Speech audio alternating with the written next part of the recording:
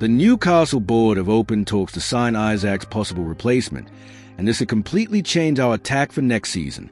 I'm Rodrigo, and this is Newcastle Mania, the channel made by a supporter for supporters who live and breathe Newcastle United. You blinked, and Newcastle was suddenly making headlines everywhere. Today we've got 3 huge stories. First, fresh money coming into the club, then some big changes to our transfer strategy, and finally, the bombshell of the day, the update on our attack that's bound to get everyone talking. Oh! And by the way, the other day, some Chelsea fans were in the comments saying this channel doesn't grow because our fan base is too small.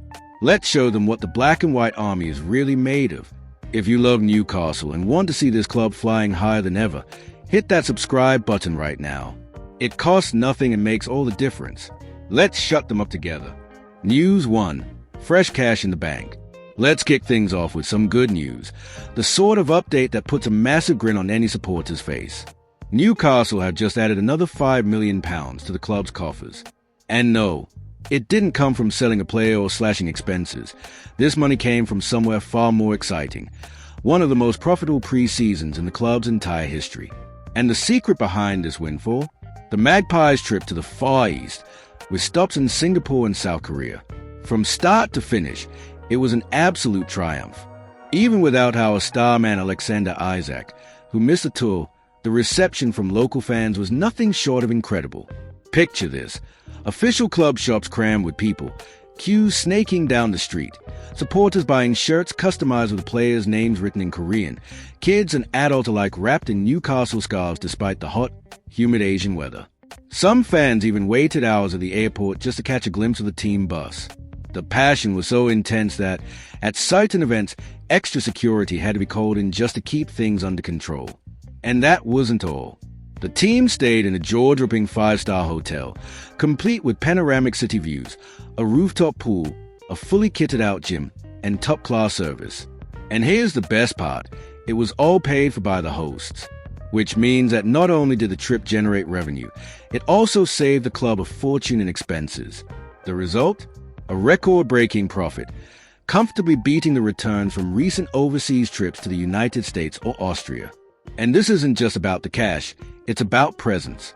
Tours like this put Newcastle firmly on the global football map, shoulder to shoulder with the Premier League giants who've been tapping into these markets for years. Clubs like Manchester United, Liverpool, and Chelsea. Centre-back Dan Burn, a boyhood Magpies fan, summed it up perfectly. Sometimes you think only the people back home in Newcastle support the team. But then you travel to the other side of the world and see thousands of people at the airport shouting for the club. It shows exactly why we came here. And is spot on. This tour was about far more than friendlies and training sessions. It was a strategic step towards turning Newcastle into a global brand, winning new fans, building commercial partnerships, and, of course, boosting the club's income. With this extra profit, Newcastle can breathe a little easier when it comes to the PSR rules, the Premier League's profit and sustainability regulations, giving us more room to strengthen the squad and sending a clear message. The days of being a club confined to Newcastle upon Tyne are over. The black and white stripes are going global and ready to compete with anyone on and off the pitch. News 2. Back to the right strategy. Right, let's talk transfers, and this one's serious. The truth is, Newcastle haven't been able to land some of our main targets this window. The most recent blow?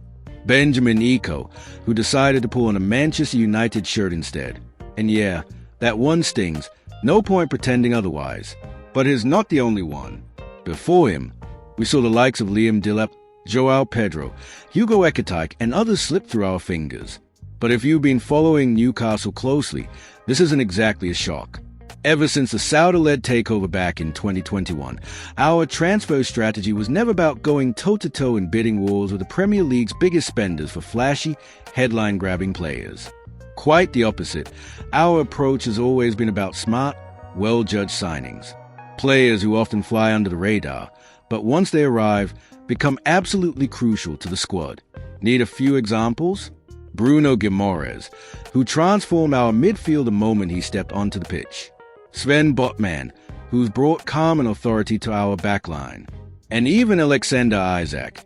Yes, He cost a fair bit, but it was a calculated move that caught plenty of people off guard.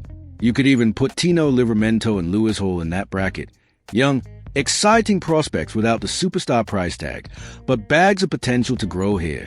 The reality is, with financial fair play rules and the Premier League's profit and sustainability regulations in place, Newcastle still can't go pound for pound with clubs like Manchester City, Chelsea, or even Manchester United when it comes to throwing around massive wages or record-breaking transfer fees.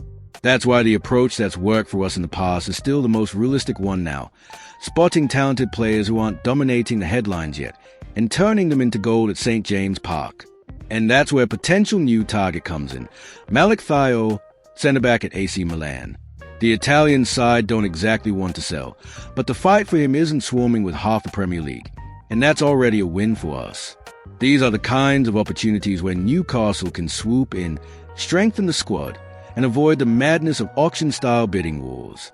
At the end of the day, the aim is crystal clear. Keep Newcastle competitive, fighting for those top spots and, ideally, a Champions League place. But to get there, the board know they've got to keep doing what's worked so far. Buying smart, building a strong squad, and trusting Eddie Howe to get the very best out of every player. Because if there's one thing Newcastle have proved in recent years, it's this: good players come here and become great. News 3, the target to replace Isak. Alright, now we've reached the bit you've all been waiting for. Newcastle have opened talks to sign Randal Kolo Muani, the PSG striker who spent last season out on loan at Juventus. His name started gaining real traction right after the Benjamin Eco deal collapsed. And this isn't just some empty transfer rumor.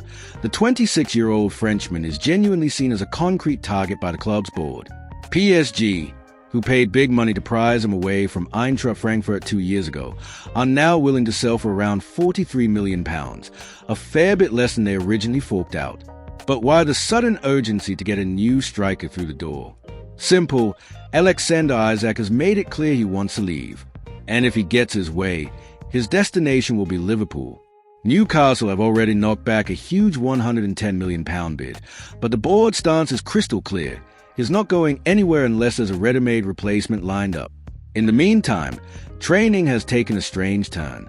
Isak has been working on his own, away from the main group. Eddie Howe has already said in an interview that the Swede will have to earn the right to train with the first team again. That tells you all you need to know. The mood behind the scenes isn't great, and the club are determined not to start the season with an unresolved soap opera up front. That's where Kolo Muani comes in as a quick, high-quality solution. The Frenchman isn't just quick and physically strong. He can play as a central striker or out wide, giving Eddie Howe tactical flexibility. At Juventus, he proved he can adapt to different playing styles, and at Frankfurt, he was decisive in European competitions. The challenge, of course, is to get this deal over the line before other clubs join the race. With the transfer window still open, it would only take a standout performance in a friendly or with the French national team for his price to climb and the competition to heat up. In short, Newcastle need to move fast. Either secure a big-name replacement for Isak like Kolo Muani now, or risk dragging out a saga that could hurt us on the pitch and disrupt our season right from the start. So, there you have it, £5 million extra in the bank, a recalibrated transfer strategy, and now a race against time to decide who's going to lead Newcastle's attack next season. Now, I want to hear from you. Is Randal Kolo Muani the right man to replace Isak? Do you think he fits Eddie Howe's style of play, or should we be looking at a completely different type of striker? Drop your thoughts in the comments. I read every single one, and whenever I can, I reply. This channel is about having a proper chat with fellow Newcastle fans. And you know the drill. Subscribe to the channel and hit the bell icon, because the way things are going, we could get a massive breaking story at any moment. And here on Newcastle Mania, we'll bring you all of it, with context, with opinion, and with that fan's eye view you just don't get from the mainstream media. The next few hours could be wild, and when Newcastle make a move in the transfer market, you know it usually means something big is coming. So let's follow every step together, and prove that the black and white army is more alive, more united, and louder than ever.